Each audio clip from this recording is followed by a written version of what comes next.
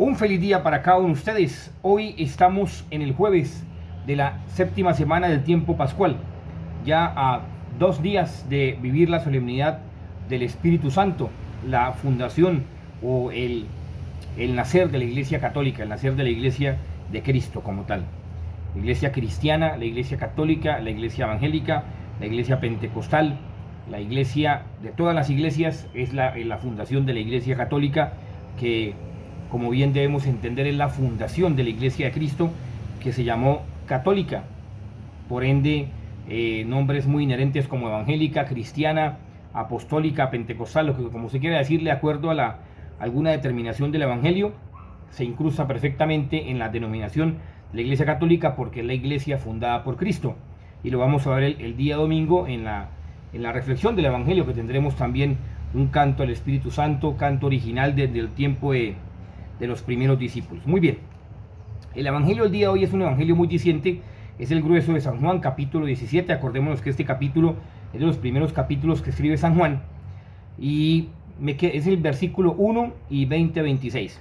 Me quedo con el versículo 1 porque es un versículo que nos permite dimensionar la acción precisa de Juan y concreta con respecto a la oración sacerdotal de Jesús, que él mismo escuchó de labios de Jesús y la fue plasmando esa oración sacerdotal, que seguramente, como dicen algunos exégetas y biblistas expertos en el Evangelio de San Juan, en este capítulo 17, acordémonos que ya bien lo dicho, hay unos doctores también en Sagradas Escrituras del Evangelio de San Juan, capítulo 17, versículos 1 al 4 o 4 al 8, de acuerdo a los versículos, solamente son 4 versículos, que hacen el doctorado durante varios años estudiando a profundidad la palabra del Señor.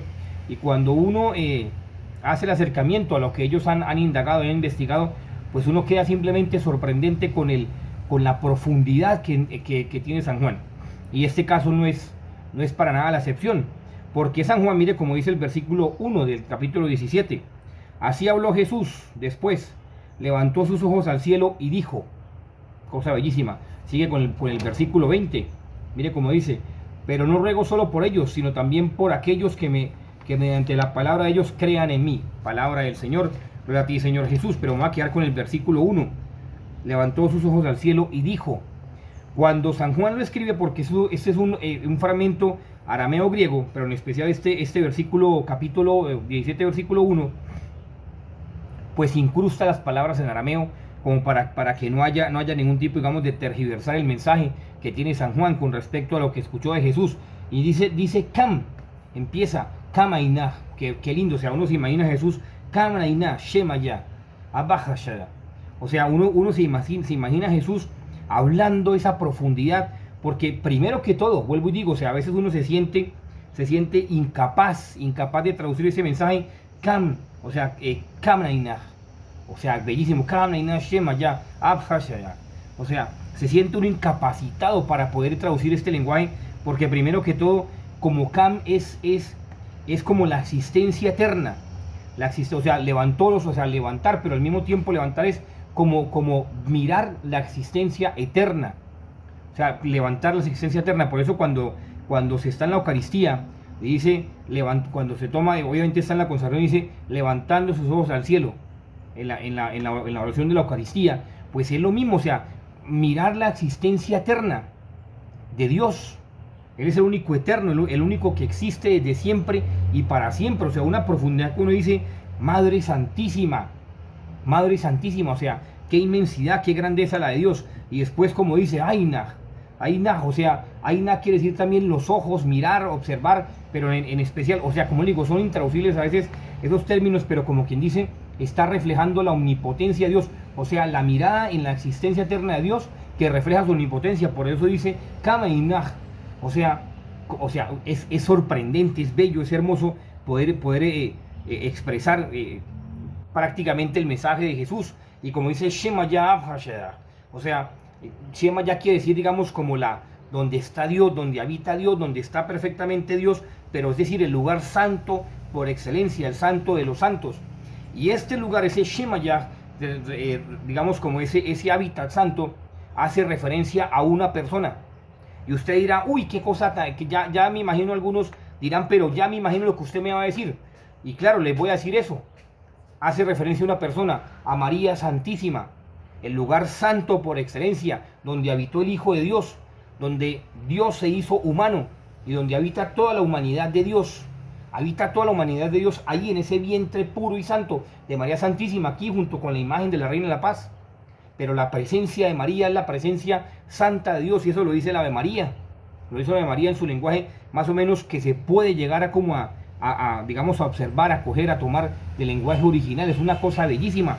Y por eso este evangelio es tan diciente, esta primera parte, o sea, Shema Yah, o sea, la presencia, la morada santa de Dios que repercute en una sola persona. Vuelvo y digo, así usted se puede rasgar las vestiduras, se puede cortar el pelo, se puede hacer lo que quiera, pero usted no puede cambiar el mensaje de Jesús, porque es un solo mensaje de Jesús, y ese Shema Yah es la morada santa, es decir, la Madre Santísima que albergó a Jesús en su vientre, en sus entrañas. Él lo albergó a Jesús y lo alberga eternamente, y cada uno de nosotros, como dice la Mariología como tal, en su parte sistemática, todos los hombres debemos pasar por el vientre de María para alcanzar la salvación. Y ya, oigan, pues para finalizar este versículo, también yo dice Abba Hashaya, o sea, ni siquiera, o sea, no dice como tal ni Kadosh ni Keshaya, sino Hashaya. O sea, está queriendo decir prácticamente que el Padre, o sea, el Padre, la paternidad de Dios, Hashaya, comunica su gracia. Y la comunica, ahí vuelve y se repite, la comunica ¿sobre quién? Sobre donde está expuesta su morada. ¿Donde quién? Por María Santísima. Por tanto, es un versículo totalmente mariológico, a pesar de que, o sea, una profundidad en cuanto a que uno dice, claro, ahí está, y eso repercute en la voluntad de Dios, porque esa fue la voluntad de Dios, y usted no puede cambiar la voluntad de Dios, no la puede cambiar.